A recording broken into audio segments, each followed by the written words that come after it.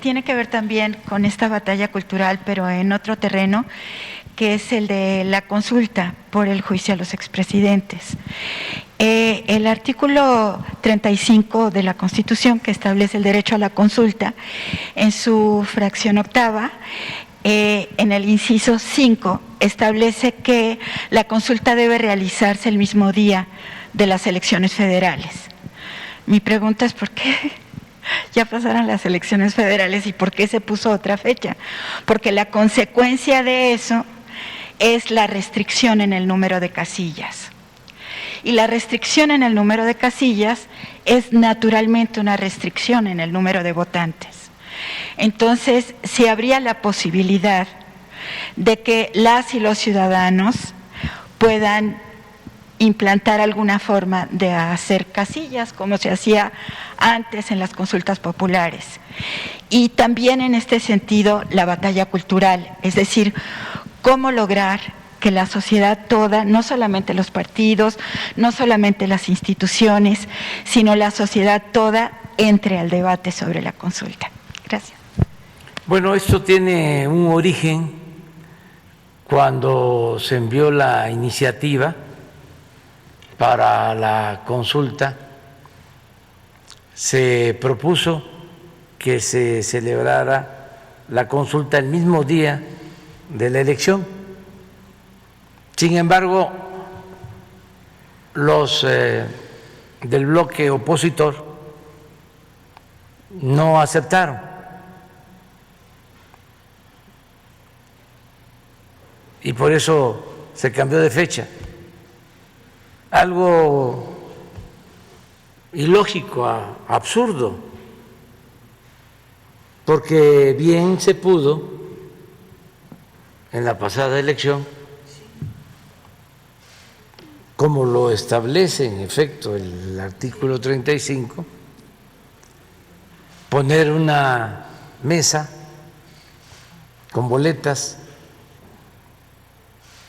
y de esa manera garantizar más participación ciudadana, más legitimidad, facilitar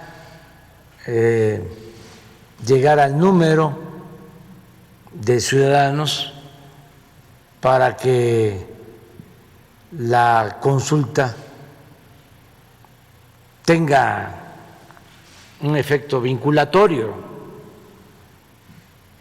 pero no había voluntad en el Congreso, sobre todo de la oposición. Ellos están más anclados en la democracia representativa, no les gusta la democracia participativa. Y es hasta mucho decir que les gusta la democracia representativa, porque suele pasar que no les gusta la democracia, aunque finjan,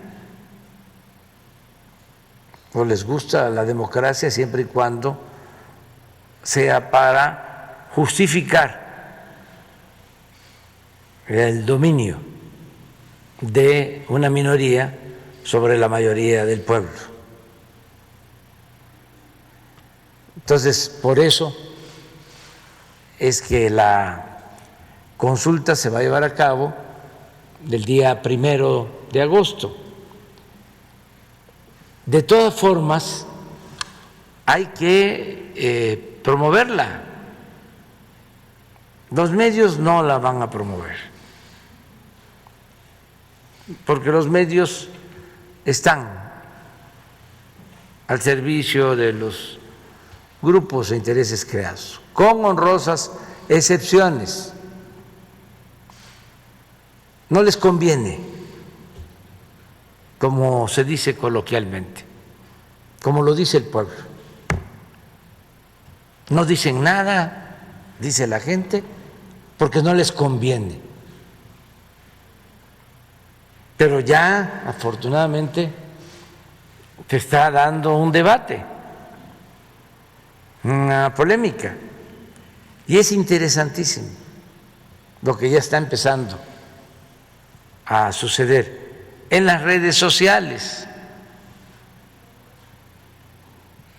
Estaba yo viendo una respuesta de una mujer inteligentísima, Beatriz Aldaco, que no tengo el gusto de conocer, o a lo mejor sí en alguna ocasión, pero no la identifico. Actúa en las redes sociales, escribe muy bien, tiene una prosa excepcional y además una capacidad de argumentación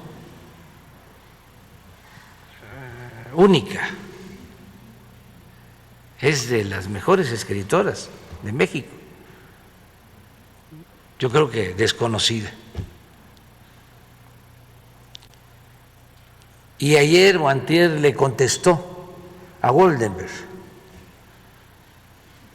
sobre un artículo en donde él niega lo de la consulta. No le da importancia y actúa con desprecio a la consulta.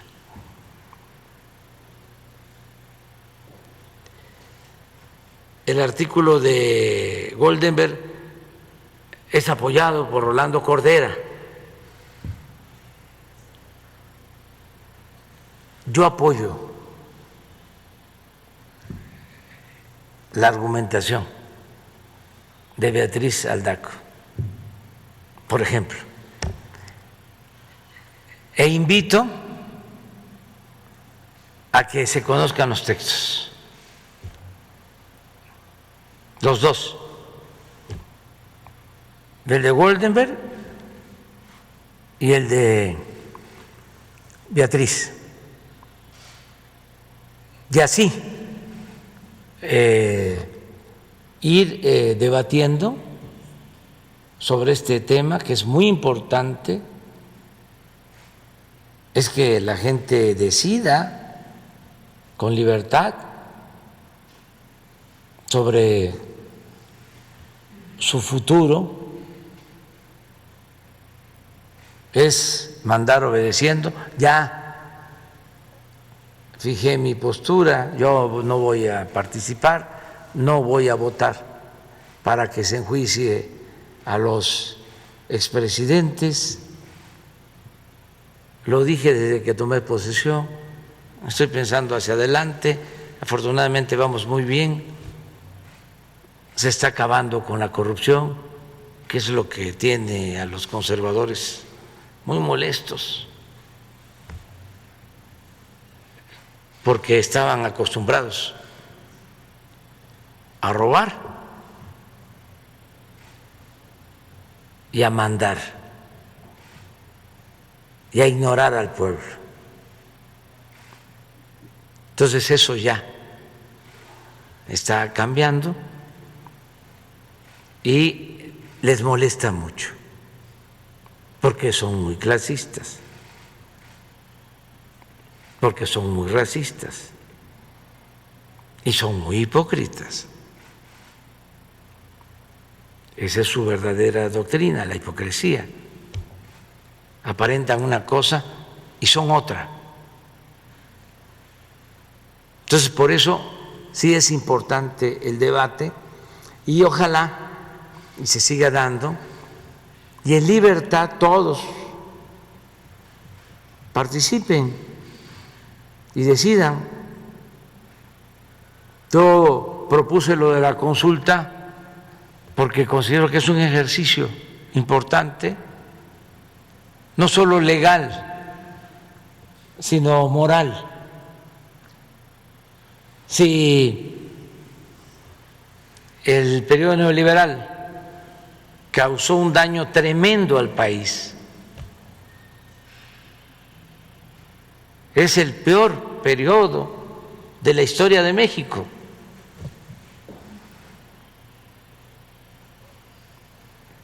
Fue un proceso de degradación, de decadencia, un proceso de degradación progresiva. ¿Cómo no se va a revisar? Y no solo es un cuestionamiento a los presidentes, sino al modelo que impusieron con el propósito de saquear, de robar, humillando al pueblo de México. Entonces sí es un proceso importante. Yo siempre he sostenido y respeto a quienes dicen ni perdón ni olvido. Yo digo perdón sí, olvido no. Entonces, va a ser importante y sobre todo para que no se repita una situación tan lamentable por la que se vivió. Todavía estamos padeciendo de todas esas atrocidades, de todos esos saqueos, de todos esos abusos en materia de seguridad. ¿Por qué tenemos todavía altos índices de homicidios? Porque se arraigaron las prácticas de violencia, se permitió la creación de grupos que crecieron al amparo del poder. Ahí está el caso del señor García Luna, que era el secretario de Seguridad Pública y trabajaba o estaba al servicio de uno de estos grupos.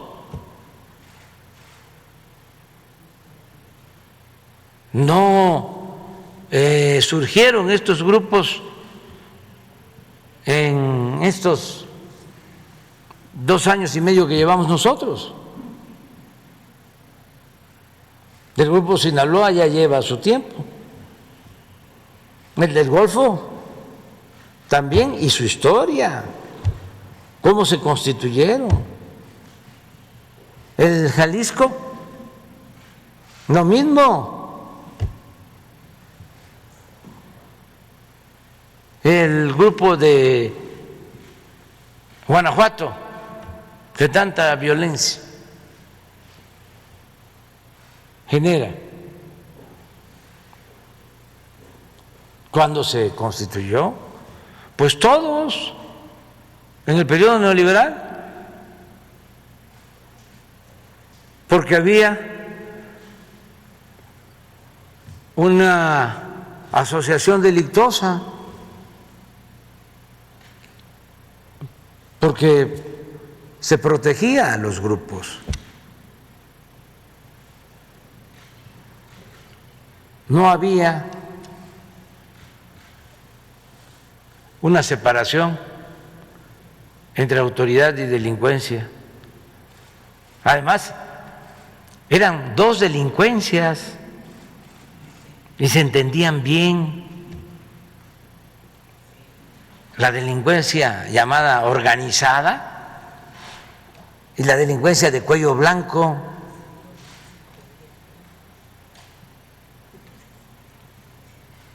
Eso era lo que existía.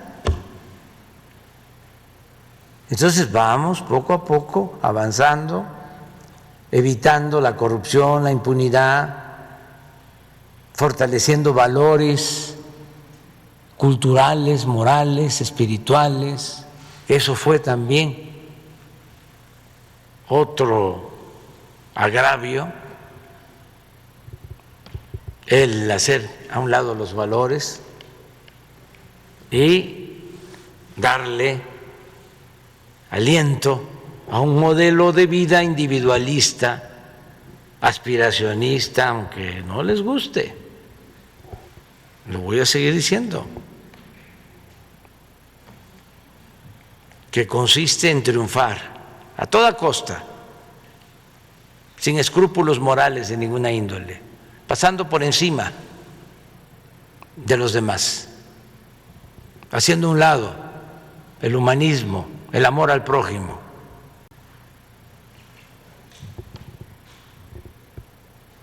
Es escalar, encaramarse, a como sea, tener dinero, bienes materiales, títulos, fama.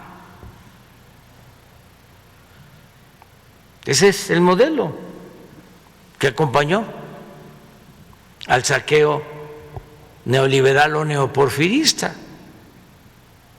Y eso es lo que defienden nuestros adversarios. Por eso es buenísima la polémica. Nunca se había aclarado tanto, porque siempre se engañaba.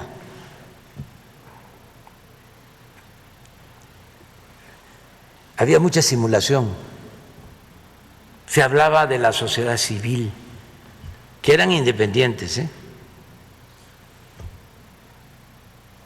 No hay sociedad civil vinculada al pueblo, a los pobres. La llamada sociedad civil era filantropía, era lo que permitía llevar a cabo el saqueo y simular de que se estaba ayudando a la gente. Ellos se quedaban con las tajadas más grandes del presupuesto y repartían migajas. Los intelectuales orgánicos que cobraban muchísimo dinero para callar y aplaudir como vasallos. Nunca un cuestionamiento, nunca un libro en contra de la corrupción que imperaba. Nada sobre ese tema, vedado, prohibido, porque les compraban el silencio. Pues ahora están muy enojados, porque muchos de ellos, como articulistas y periodistas, viven colmados de atenciones y de privilegios en grandes mansiones, tienen hasta departamentos en el extranjero.